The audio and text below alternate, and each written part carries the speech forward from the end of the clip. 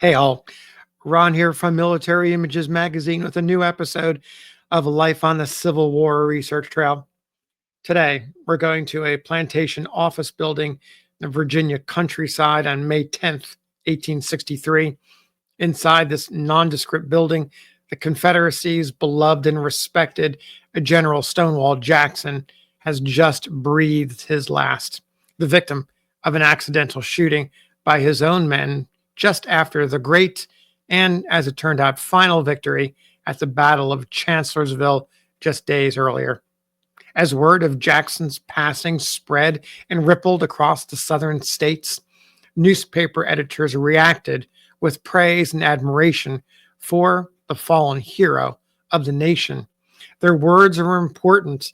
They helped everyone in their communities grieve over the loss of one of the celebrated men, one of the celebrated generals who had led them to a string of victories over the first 2 years of the war.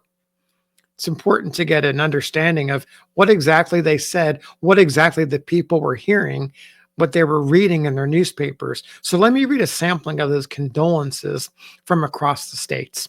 We'll begin in South Carolina with the Charleston Courier. The feelings the country cherishes for the Christian soldier found expression in the anxiety that disturbed the minds of the people in learning that he had been severely wounded. These feelings of reverence and admiration and love now find expression in the tears that agony forces from the heart as the country looks down with troubled brow upon the face of the hero, pale and cold in death. Everyone feels as though he had sustained a personal bereavement. The shadow of this terrible grief rests upon every heart, every home, and every heart is clothed in mourning. The country weeps. When Absalom fell, his father poured out deep lamentations over his untimely end and regretted he had not died instead of his son. But there was no one beside the royal mourner who would have been willing to sacrifice his life to raise the natural spirit from the doom stern justice inflicted upon him. There is not a man worthy to take part in this terrific contest who would not have cheerfully poured out his life blood if his death could have been accepted in the stead of that glorious chieftain. In the agony of this overwhelming sorrow, we would God I had died for thee. But it is our duty to bow with submissive spirits to the severe chastisement. The country has been bereaved of one of her most eminent sons. The army has been deprived of one of its most able and successful leaders. The church has lost one of her most brave and true and holy champions. The world has lost and been bereaved of one of the most pure and noble men that ever graced the annals of history. But he who gave him has taken him away, and it becomes us to be resigned under the heavy affliction and to make his life the more useful by imitating the bright example he set. Now, let's move to Tennessee and the Knoxville Register. For the first time since the war began, this whole nation weeps as one man. This is no fitting occasion to pronounce a eulogy upon this peerless leader of our armies.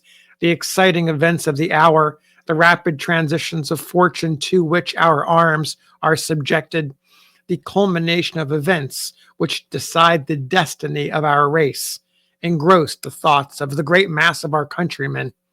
But the day shall dawn when the children of those living everywhere do reverence to the memory, virtues, and deeds of the incomparable Stonewall Jackson. Virginia shall not weep alone over the grave of her fallen son. A nation has appropriated him, and a nation shall build a memorial over his last resting place, which shall be worthy and ever-enduring monument to this illustrious Christian hero.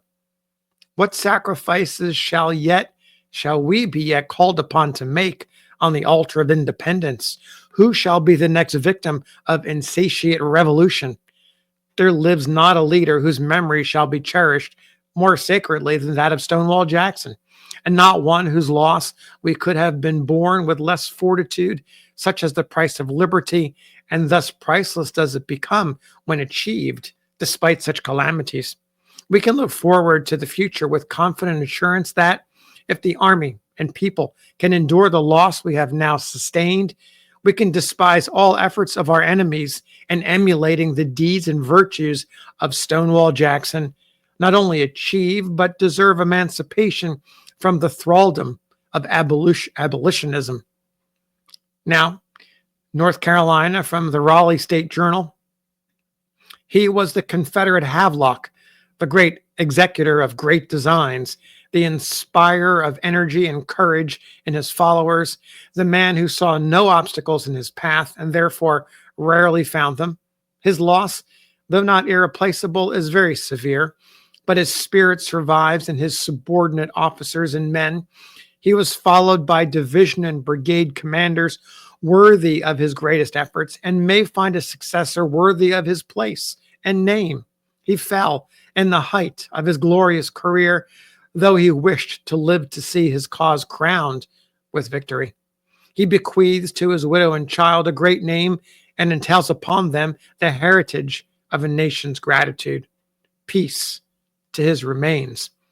We have the sad and melancholy duty of paying the last sad tributes to the gallant dead.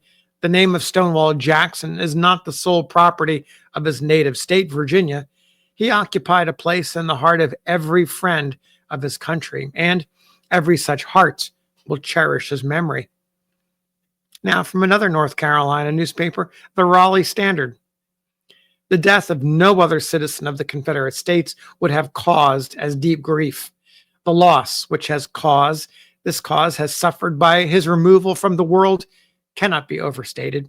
From the beginning of the war, he has been a light, always flaming spirit onward to victory, indomitable, indefatigable, patient, prompt to strike, full of resources, never at fault. He was absolutely invaluable to the cause.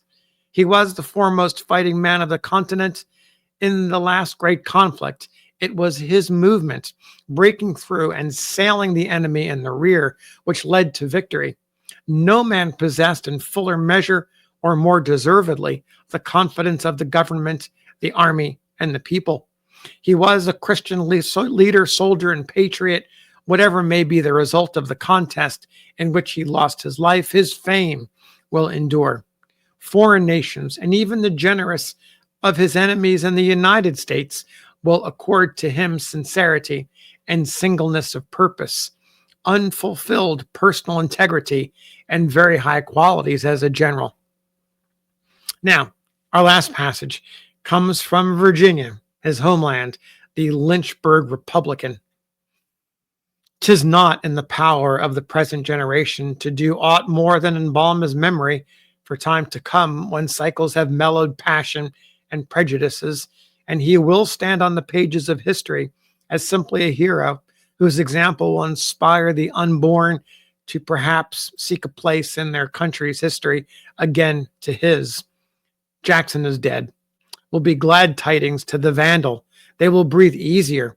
They fear Jackson, and his name was a terror to their generals. But woe to the enemy when they meet our arms, swords, then will instinctively be drawn and guns pointed when the hour arrives to avenge his death, and his name will be a battle cry that will carry devastation and horror to the homes of the Yankee foe. A good man has fallen, and we will use every arm to punish the enemy when next they are met in battle array. The history of his deeds and his services are not now called for. They live in the breast of every man, woman, and child in our country. For Stonewall Jackson is a household word with all.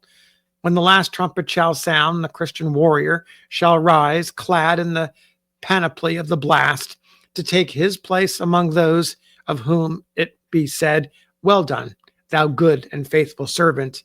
Enter thou into the joys of the Lord." So there you have some newspaper writings, reflections of editors who were sharing their grief and trying to come to terms with the loss of Stonewall Jackson following his wounding after the Battle of Chancellorsville. Thanks for listening. We'll see you on the next episode of Life on the Civil War Research Trail.